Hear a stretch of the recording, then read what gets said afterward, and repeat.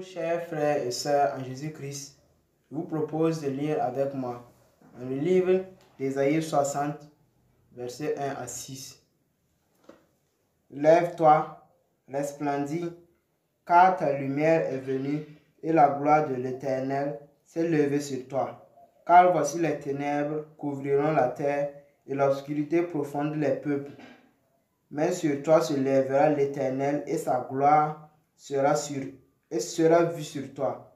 Et les nations marcheront à ta lumière et les rois à la splendeur de ton lever.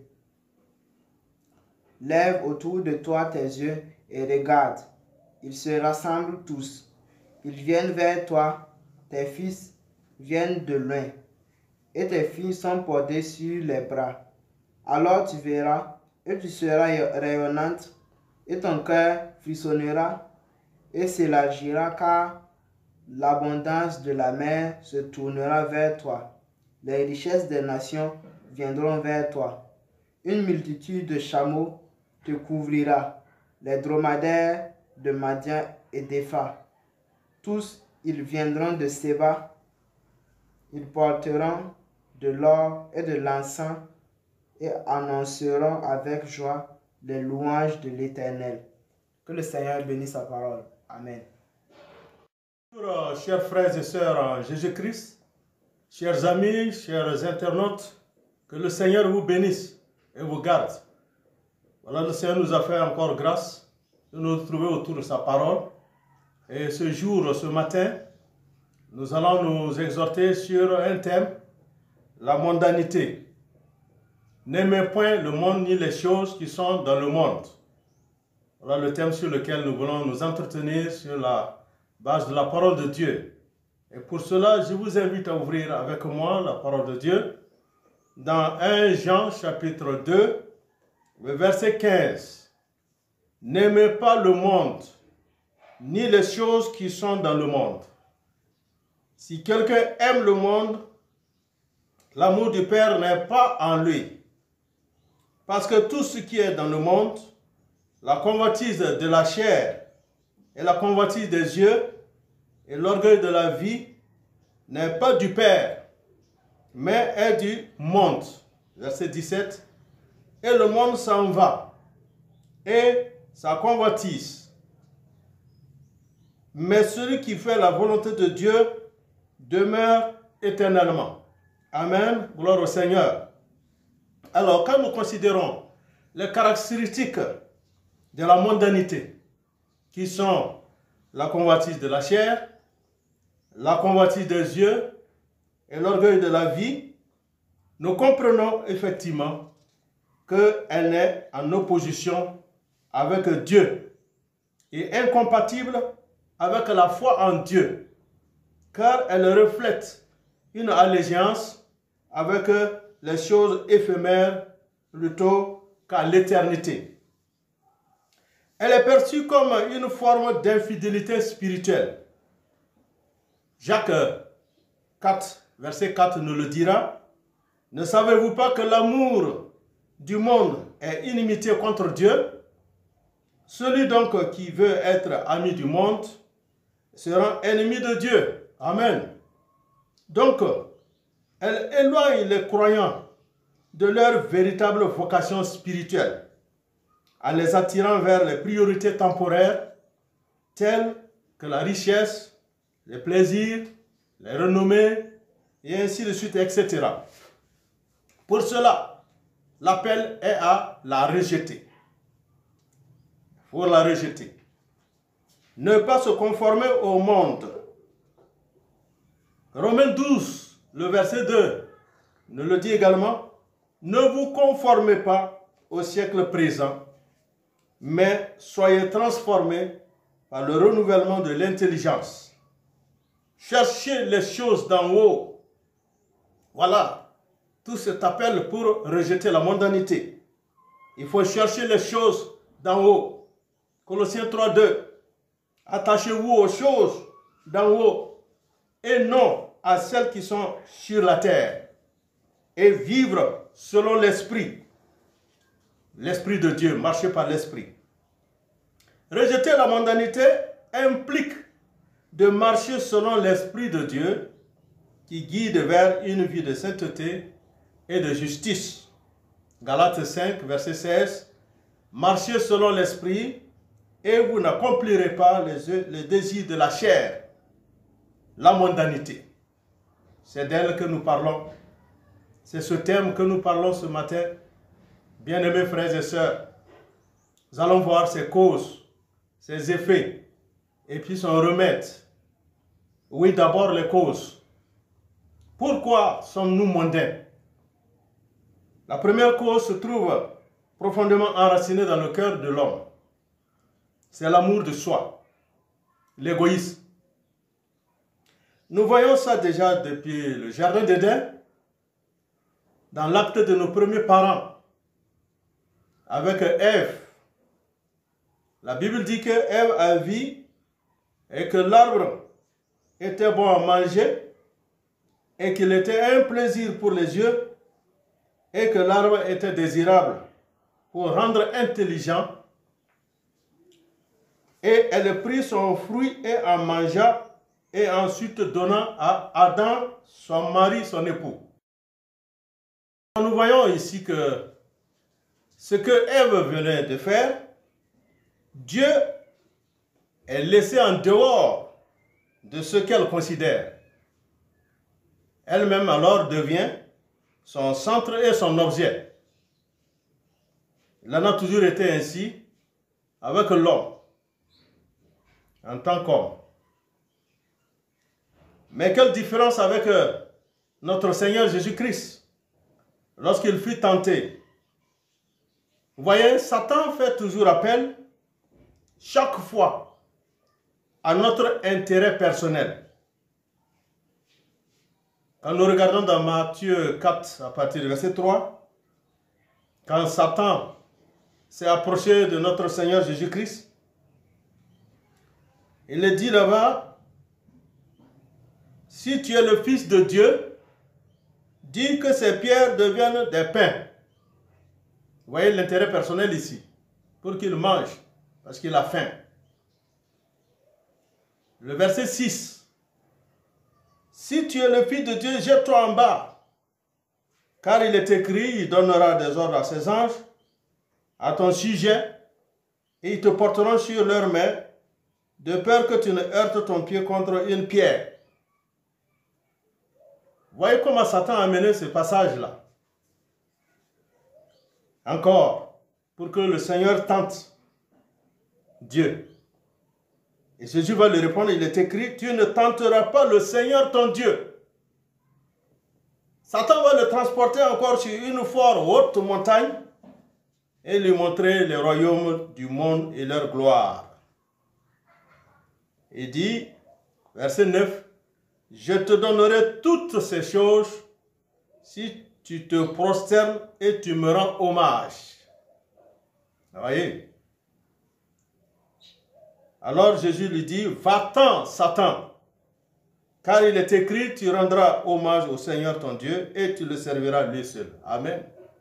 Gloire au Seigneur. Si donc,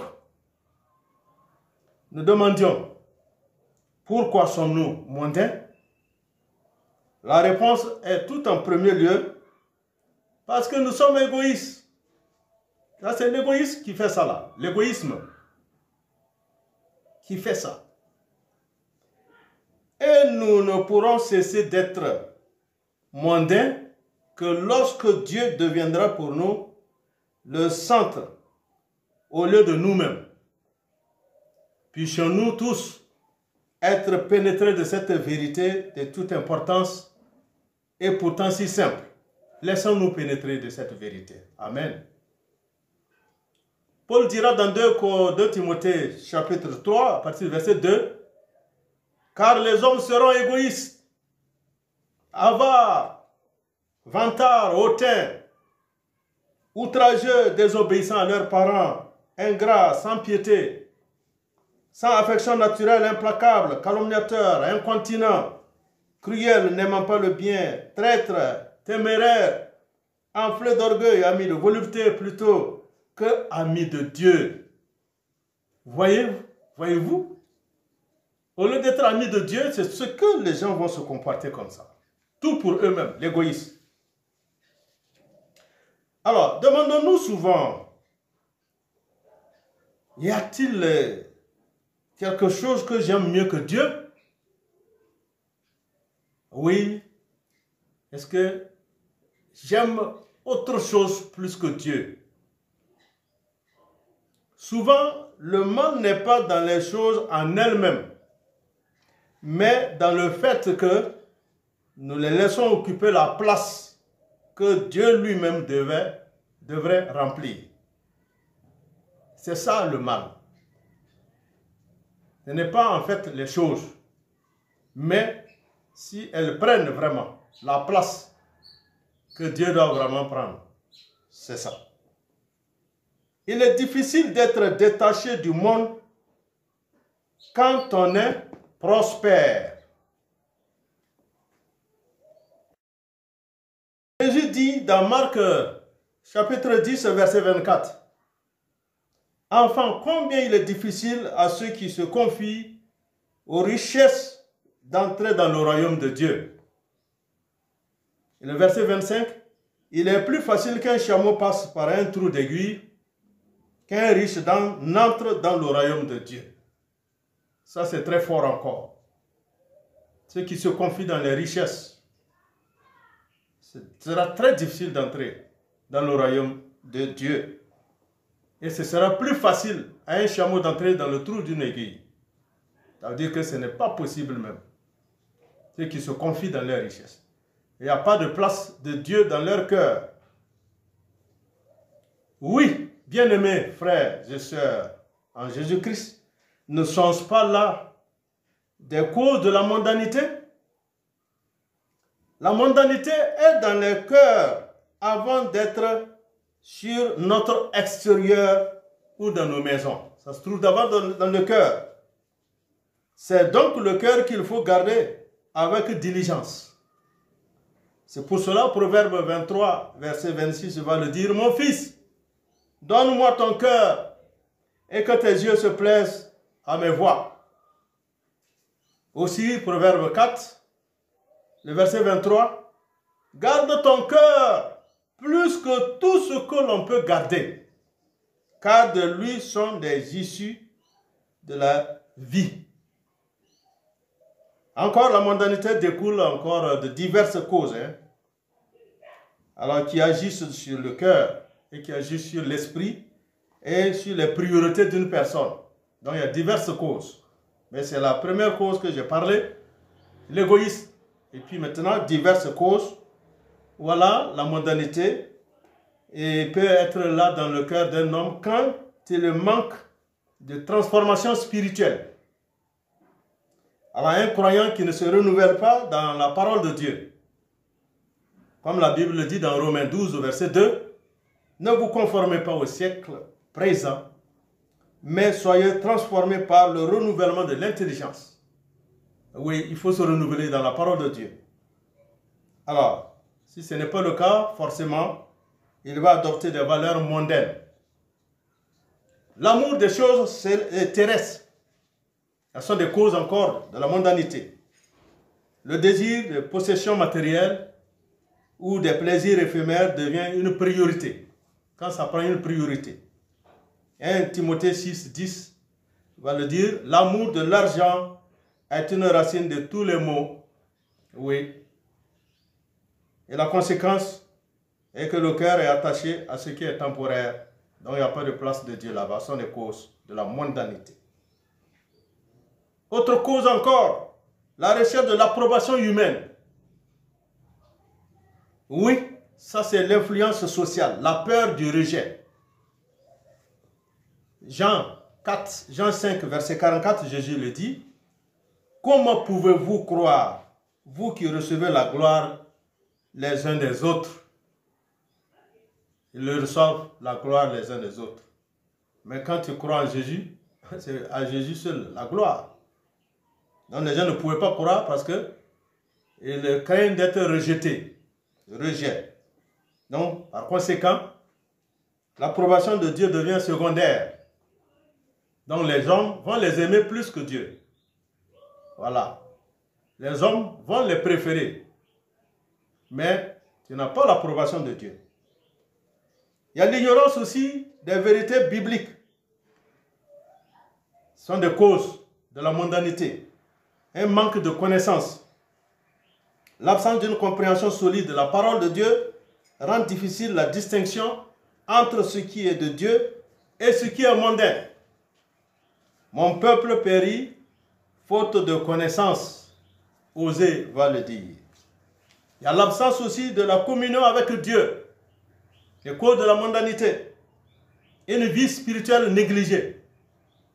La prière, la méditation, la fréquentation régulière de la communauté chrétienne sont des moyens de rester alignés sur Dieu.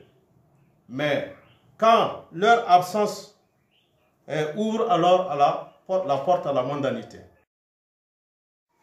Veillez et priez, afin que vous ne tombiez pas en tentation. Matthieu 26, verset 41. Conséquence, alors cet éloignement spirituel conduit à une dépendance aux choses du monde. Quand il n'y a pas une vie de prière, il n'y a pas la méditation, il n'y a pas la fréquentation de la communauté régulière, donc conséquence, vraiment, on dépend vraiment des choses du monde. L'influence culturelle et médiatique, nous en venons, c'est ça qui est là, d'actualité. L'exposition constante, les médias, les divertissements et la culture populaire, ça promet des valeurs contraires à celles de la Bible. L'individualisme, le matérialisme et le relativisme moral. C'est ça que la Bible dit dans 1 Corinthiens 15, verset 33. Les mauvaises compagnies corrompent les bonnes mœurs. Ne soyez pas séduits. Les mauvaises compagnies corrompent les bonnes mœurs à cause de toute cette influence culturelle et médiatique. Quand on est trop attaché là, ça corrompt. Amen.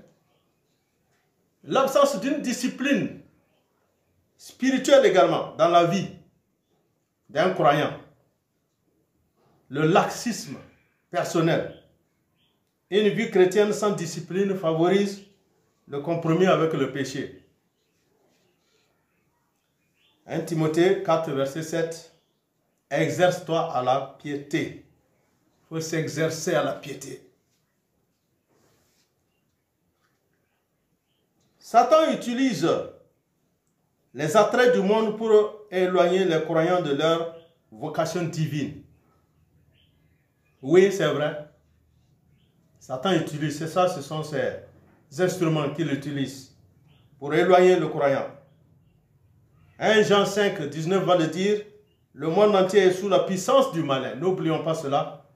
Ce monde est sous la puissance du malin. Forcément, il va utiliser beaucoup d'instruments pour éloigner les gens de Dieu. Une cause encore de la mondanité, c'est le manque d'identité spirituelle. Les croyants qui ne comprennent pas pleinement leur identité en Christ vont chercher l'estime et la reconnaissance dans le monde.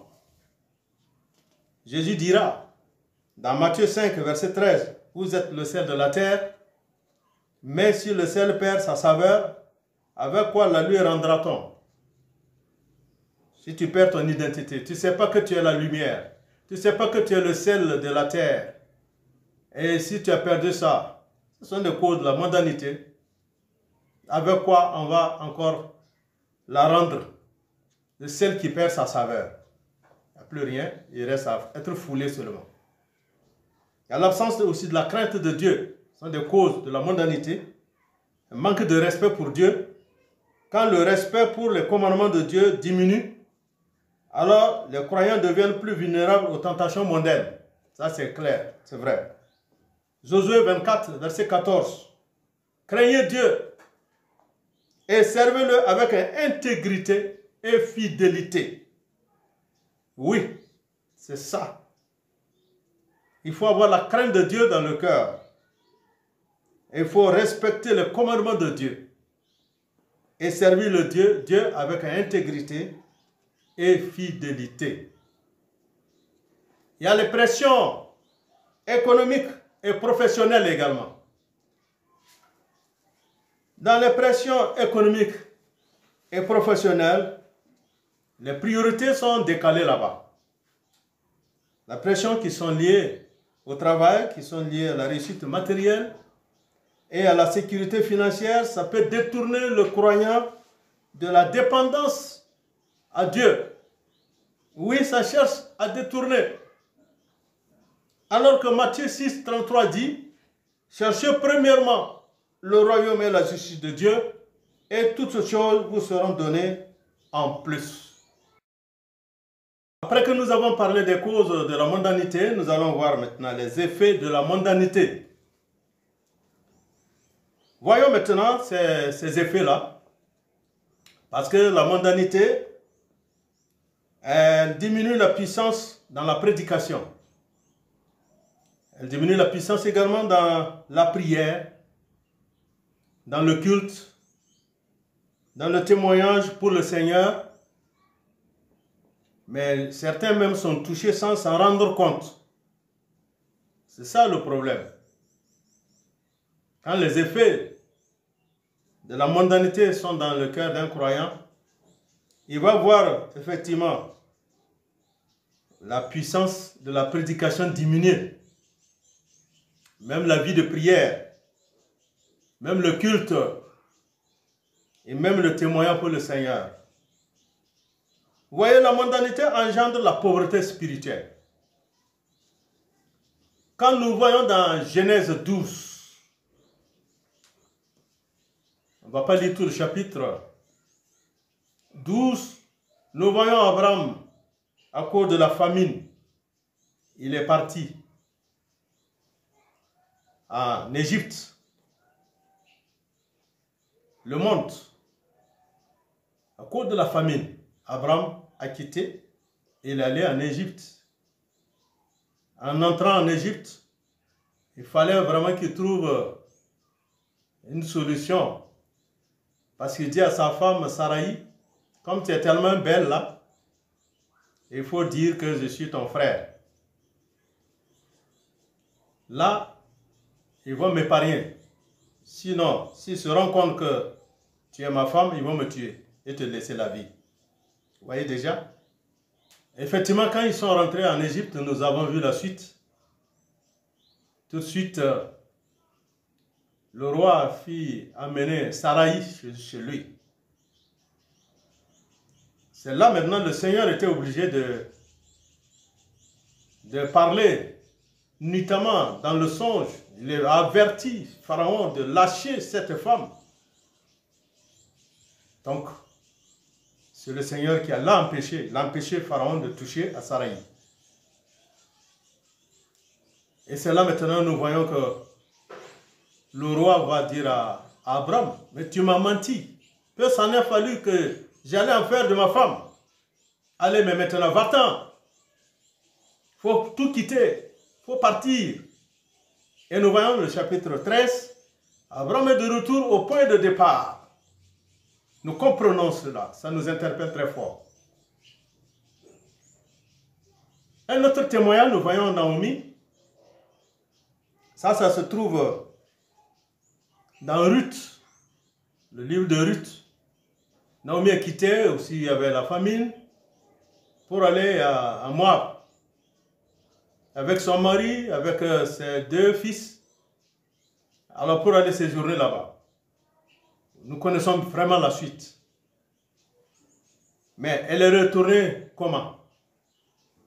Elle est retournée seule. Son mari est resté là-bas.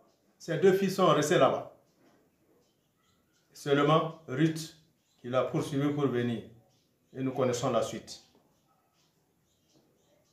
C'est là que Naomi va dire dans Ruth 1, verset 21, « Je m'en allais combler, et l'Éternel me ramène à vide. » Oui.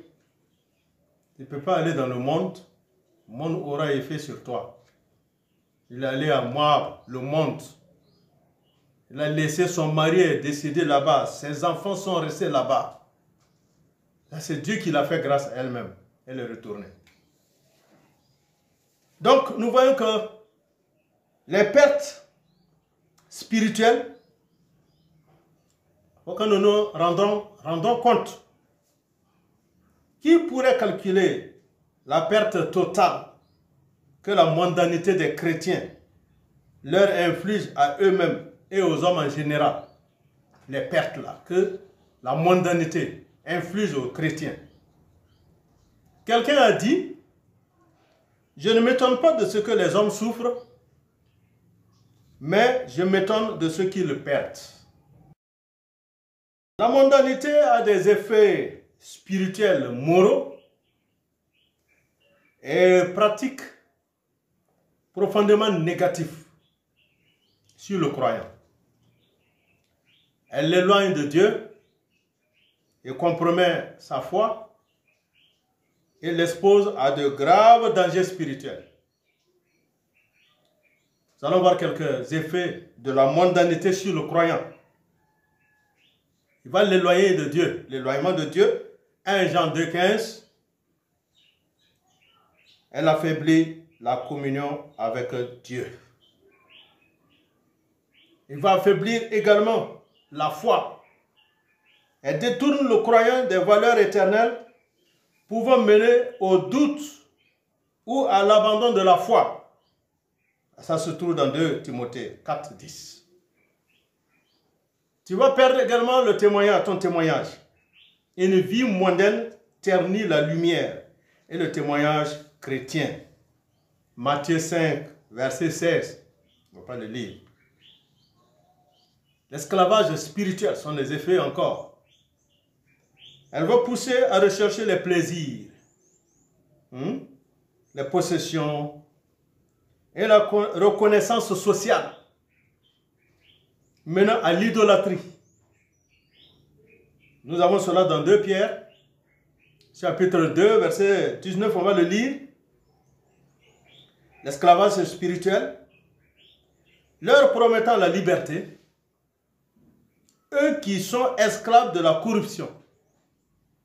Car on est esclave de celui par qui on est vaincu. Ça amène aussi des conflits intérieurs. Le croyant est tiraillé entre Dieu et le monde. Et il perd maintenant sa paix. C'est le conflit intérieur. Il n'a plus la paix intérieure. Matthieu 6, 24. Nul ne peut servir 2 maîtres. Car ou il haïra l'un et il aimera l'autre, ou il s'attachera à l'un et il méprisera l'autre. Vous ne pouvez servir Dieu et Mammon. Ces effets sont également là dans la vie du croyant. Ils ne portent pas de fruits.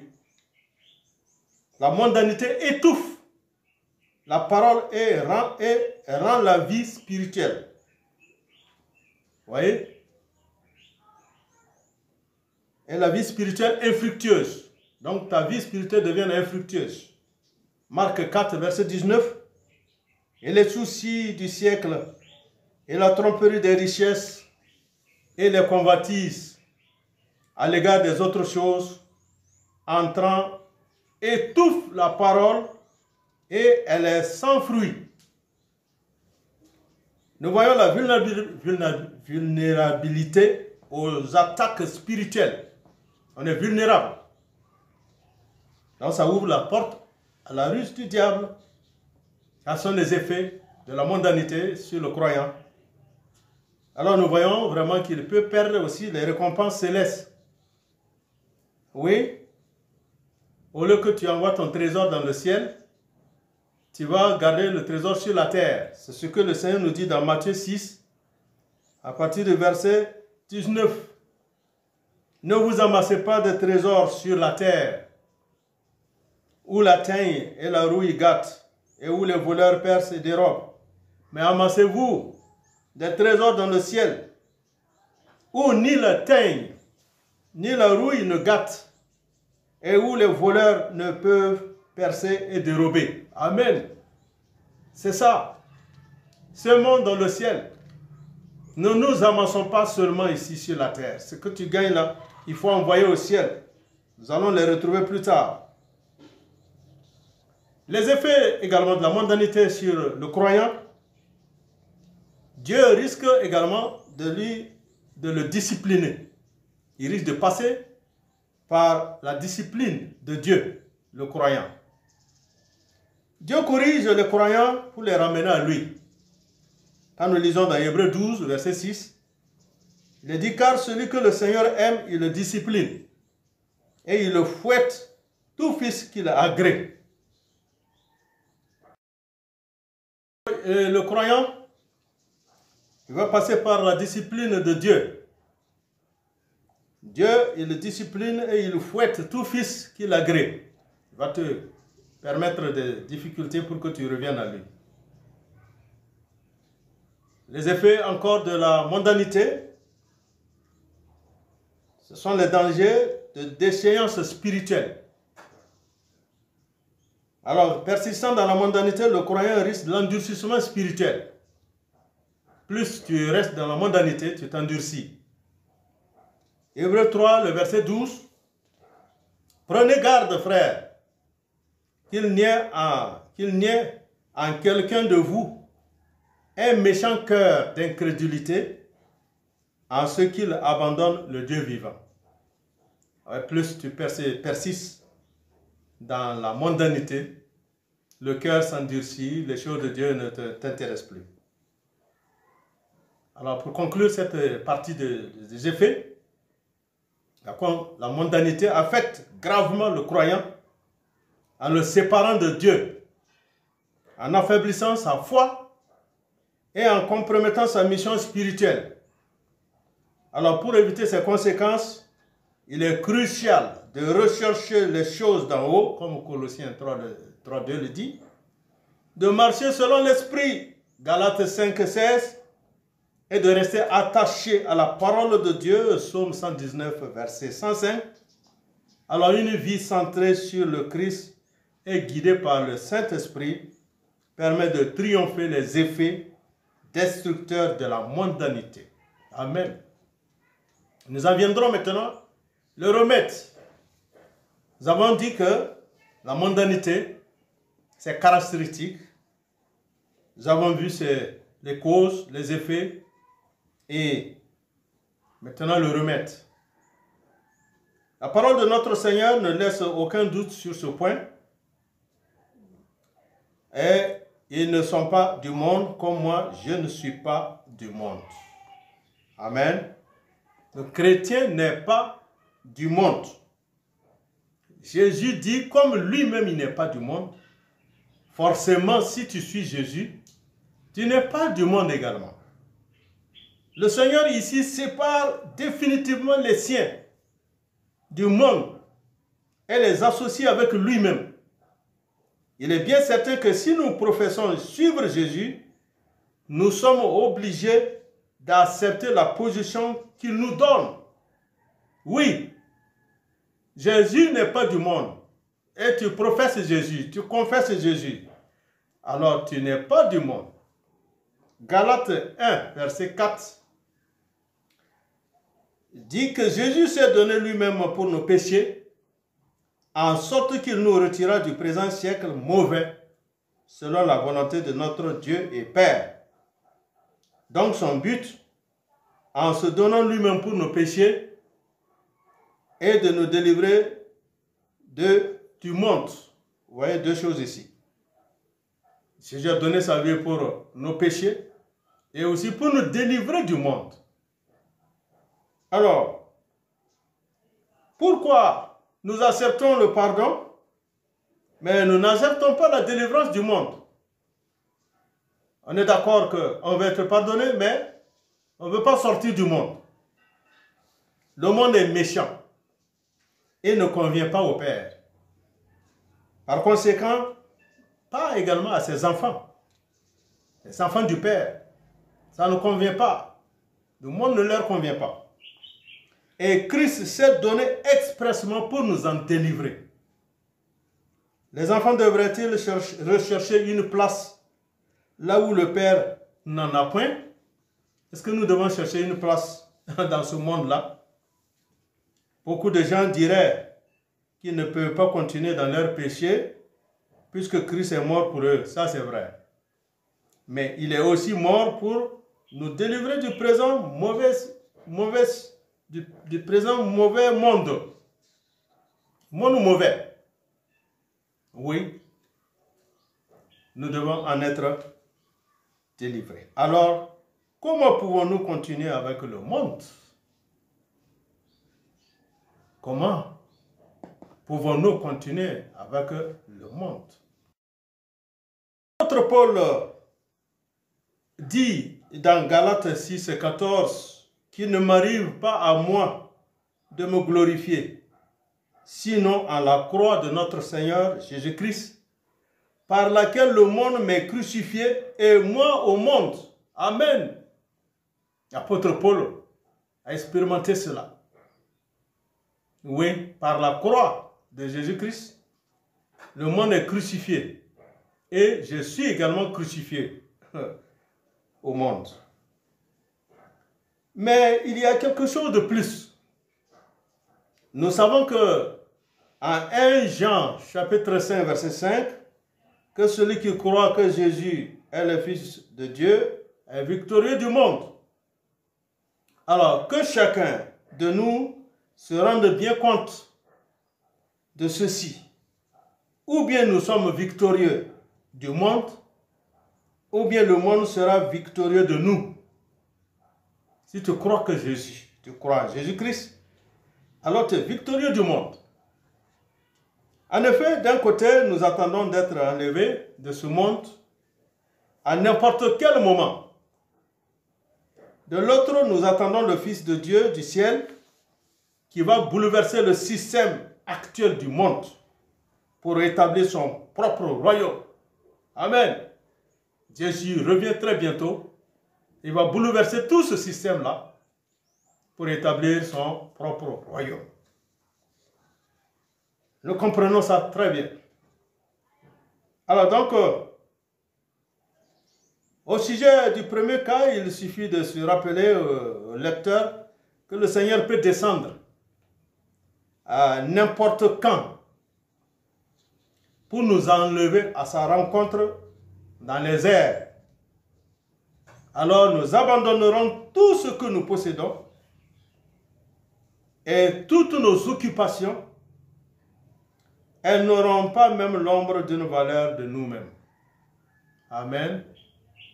À tout moment, Jésus descendra vraiment pour nous enlever dans les airs et nous enlèvera dans les airs. Et alors nous abandonnerons tout ce que nous possédons et encore tout ce que nous sommes en train d'être occupés. Et rien ne sera encore valable à nos yeux encore, si ce n'est pas vraiment le Seigneur. Le remède à la mondanité, c'est la foi en Jésus-Christ. La foi en Jésus-Christ est essentielle pour le triomphe du monde. Par sa mort et sa résurrection, Jésus a vaincu les puissances du péché et de la mort. 1 Jean 5, verset 4.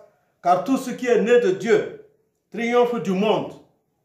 Et la victoire qui triomphe du monde, c'est notre foi. Amen.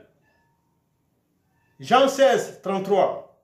Dans le monde, vous aurez des tribulations, mais prenez courage, j'ai vaincu le monde. C'est ça notre victoire. Le remède à la mondanité, c'est la foi en Jésus-Christ. Notre Seigneur a vaincu le monde. Il a vaincu la mort, il a vaincu Satan. Et nous entrons dans sa victoire. Oui, le remède encore, c'est avoir une identité en Jésus-Christ. En Christ. Les croyants deviennent de nouvelles créatures. Amen, amen, amen. Libérés des convoitises mondaines. Comme le dit 2 Corinthiens 5, 17, que nous connaissons très bien. Si quelqu'un est en Christ, il est une nouvelle créature. Alors les choses anciennes sont passées, voici, toutes choses sont devenues nouvelles. Donc, toutes ces convoitises mondaines, étant maintenant une nouvelle créature, toutes ces convoitises mondaines sont passées. Oui, le remède à la mondanité, la foi en Jésus-Christ, oui. Et il y a des outils spirituels pour vaincre encore la mondanité, c'est la parole de Dieu. La parole de Dieu. Psaume 119, verset 105. Ta parole est une lampe à mes pieds et une lumière sur mon sentier. Ne vous conformez pas au siècle présent, mais soyez transformés par le renouvellement de l'intelligence. Romains 12, 2. Le remède à la mondanité, la foi bien sûr en Jésus-Christ et la puissance du Saint-Esprit. Galates 5, 16. Marchez selon l'Esprit et vous n'accomplirez pas les désirs de la chair. Et Galates 5, 22. Le fruit de l'Esprit, c'est l'amour, la joie, la paix, la patience, la bonté, la fidélité, la douceur, la maîtrise de soi. Oui, voilà des solutions contre la mondanité. Il faut marcher par l'Esprit et ne pas accomplir les œuvres de la chair. Il y a la prière également. La prière est essentielle. Veillez et priez afin que vous ne tombiez pas en tentation. Oui, c'est un remède contre la mondanité. Il y a le renoncement de soi-même. Si quelqu'un veut venir après moi, qu'il renonce à lui-même et qu'il se charge de sa croix et qu'il me suive. Un passage très bien connu. Quand tu viens à Jésus, tu renonces à toi-même et tu prends ta croix. Dans d'autres passages, on dit tous les jours. Charge-toi de ta croix tous les jours et suivre le Seigneur Jésus-Christ. C'est un remède contre la mondanité. Prends toujours sa croix et renoncer à sa personne. Oui. Et il y a des attitudes essentielles pour vaincre la mondanité aussi. Il faut avoir des attitudes. Vous voyez? Il faut rechercher les choses d'en haut. On doit être dans une position toujours de rechercher les choses d'en haut. Nous connaissons très bien ce passage. Les croyants sont appelés à fixer leurs pensées sur les réalités spirituelles et éternelles plutôt que sur la terre. Colossiens 2 et 3, 2. Attachez-vous aux choses d'en haut et non à celles qui sont sur la terre. Voici des remèdes. Quand nos pensées se tournent vers le Seigneur, là, nous oublions des choses sur la terre. Il faut cultiver une vie de sainteté également. C'est un remède. La sainteté est une marque de victoire sur la mondanité. Elle se manifeste par un comportement qui reflète les valeurs de Dieu. Oui, la sainteté. Ça, c'est une marque de victoire sur la mondanité. 1 Pierre 1,15. Comme celui qui vous a appelé est saint, vous aussi soyez saints dans toute votre conduite. Amen. Voilà un bon remède. Sainteté. Sans la sanctification, personne ne verra le Seigneur. C'est vrai, Jésus nous a justifiés et nous met en marche maintenant dans la sanctification. Sanctifiez-vous, parce que le Dieu en qui nous croyons est saint. Il faut aussi résister à Satan. La mondanité étant souvent une arme spirituelle utilisée par le diable, il est crucial de lui résister fermement. Jacques 4, 7. Soumettez-vous donc à Dieu, résistez au diable et il fuira loin de vous. C'est un bon remède, oui, contre la mondanité. Oui, on doit refuser les priorités mondaines. Oui, choisir de ne pas accorder la priorité aux choses du monde. Quand nous voyons l'exemple du Seigneur Jésus dans le désert, il a rejeté les tentations du diable qui lui offrait les royaumes du monde en échange d'une adoration. Là, il faut refuser. Satan veut toujours nous confronter par rapport à ça. Il fait miroiter les choses du monde devant nos yeux et il nous promet que si nous les acceptons, nous serons ceci, nous serons cela. Mais là, il faut refuser. Amen. Gloire au Seigneur. Il y a la priorité également à Dieu. Dieu doit être prioritaire dans notre vie.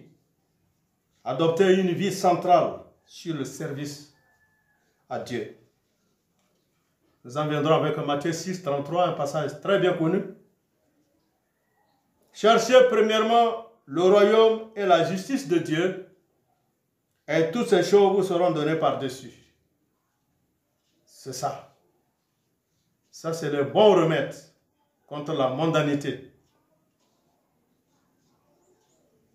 Nous devons vivre dans la simplicité et la générosité. Le cœur est détaché des biens du monde. Comme Matthieu 6, 19 le dit, ne vous amassez pas des trésors sur la terre où la teigne et les rouilles détruisent. Vous voyez? On est détaché, le cœur est totalement détaché des choses de ce monde et est attaché vraiment au Seigneur. Oui, et tu cherches maintenant la communion avec ce Seigneur. Tu as rejeté le monde et tu as la communion avec le Seigneur. Isaïe 26, verset 3 va le dire. Tu gardes dans une paix parfaite celui dont le cœur s'appuie sur toi. Celui dont le cœur s'appuie sur Dieu, Dieu va le garder. Il va garder vraiment dans une paix parfaite. Amen. Nous voyons également que la victoire sur la mondanité nous garantit une récompense céleste. 1 Jean 2, 17 le dira.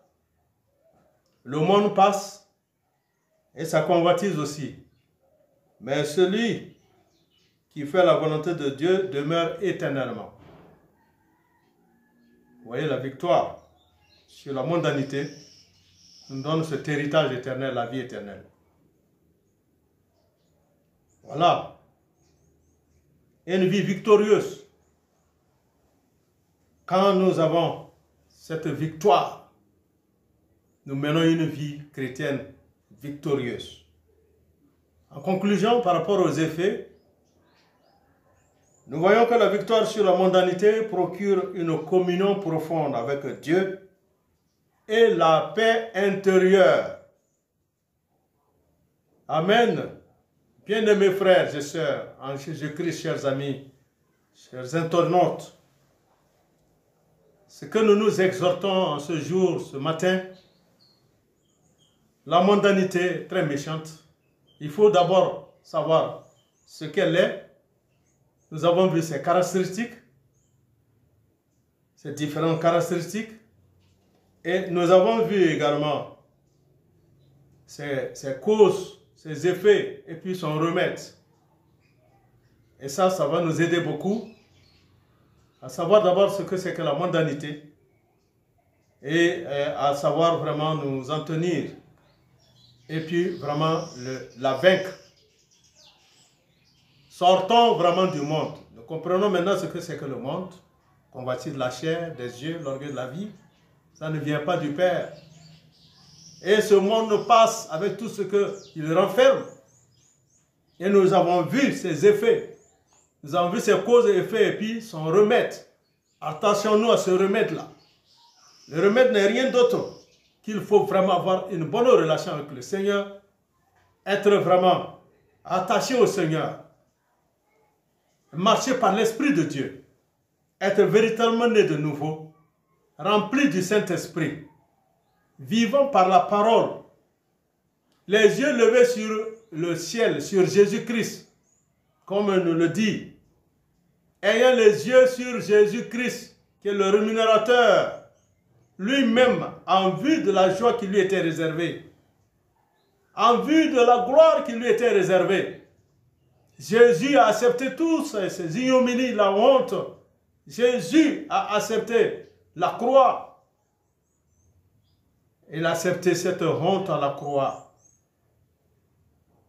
où on lui a vraiment tout fait. Mourir à cette croix, enseveli et ressuscité. Il est assis maintenant à la droite du Père. Il a retrouvé la gloire.